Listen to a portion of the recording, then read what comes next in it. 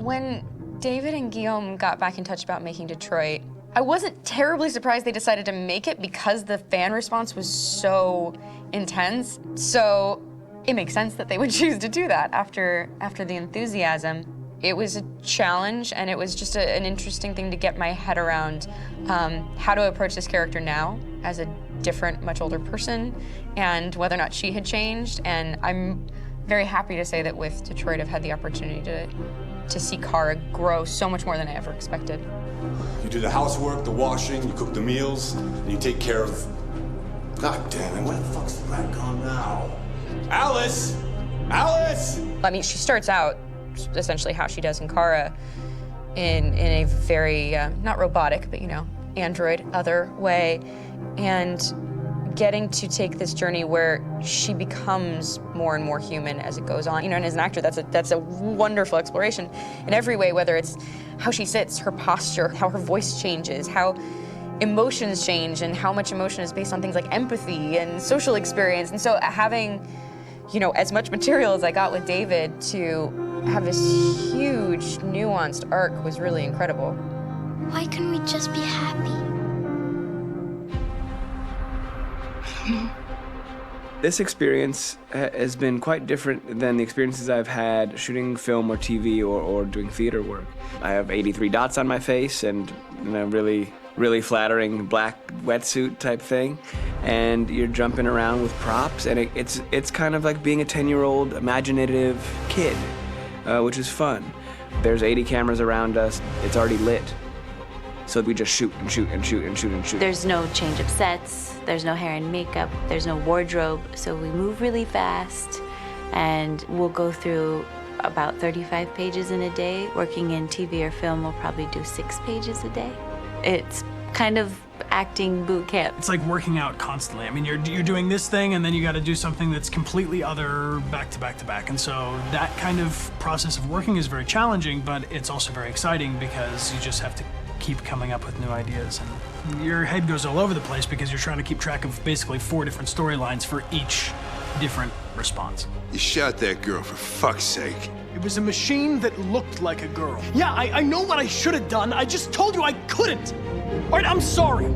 The fact that David Cade, he's telling like many stories interwoven from beginning to end is super complicated and super impressive, and I have no idea how he keeps it all in his head. He's not just the writer or the director who's seeing this from the outside eye, he's also thinking about the player walking through this space. You know, only somebody who really, really loves not the work, but like these characters and these stories and cares about doing something meaningful would invest that much in it. And it's always inspiring to work with somebody who cares that much. My experience with motion capture is this one.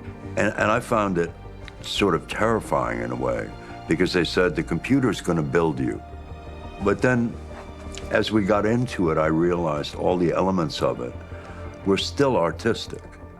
I just dipped into a really brilliant setup here. I've never seen anything like it. And this won't turn me into a product because I was playing a character. So it's wonderful. In the game, Detroit comes back because of a revolutionary industrial rebirth. And there's no reason why that can't happen in Detroit, because they have such tremendous infrastructure for millions and millions of people who can very easily support, you know, a new industry.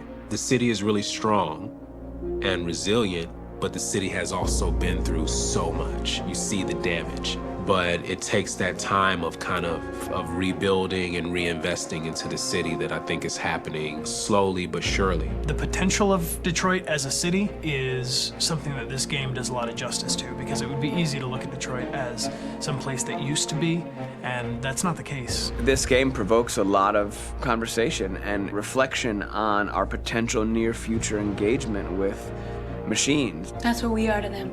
There's merchandise on display in a shop window. I think that a group that feels marginalized, feels like they deserve and have earned access to themselves and the environment around them, and are trying to figure out a way to articulate how to get freedom.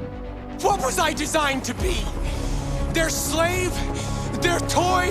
It plays with your comfort levels. You think that this is fine, you're comfortable with it, until something blurs the line and throws you off, and now So I feel differently about whether this should be allowed, should it be banned, should it be encouraged. You're gonna ruin our lives, and for what? For a bunch of machines? They are not machines! They are alive! I'm alive! You're alive! They're nothing! There are lots of comparable comparisons to any type of persecution of religion, race, etc., dating way back. It can't just be a video game where you shoot 'em up or where people make these choices to do whatever. I think that's the whole point. You have the choice, and you can either choose to go in one direction with your character or another. And I think that's going to be very telling about the gamer. Very telling. I think there's going to be a really strong reaction to this game, which has such a strong perspective. I'm that much more proud of it now to get to be a part of it because it's important. In this game, you're actively building and designing the character through not just what kind of shield does he have or what color hair does she have, but like their temperament and the way they deal with problems. The different endings to this game are so radically different based off maybe seemingly insignificant choices in the moment, but like life, they all add up. And can't play life again, though.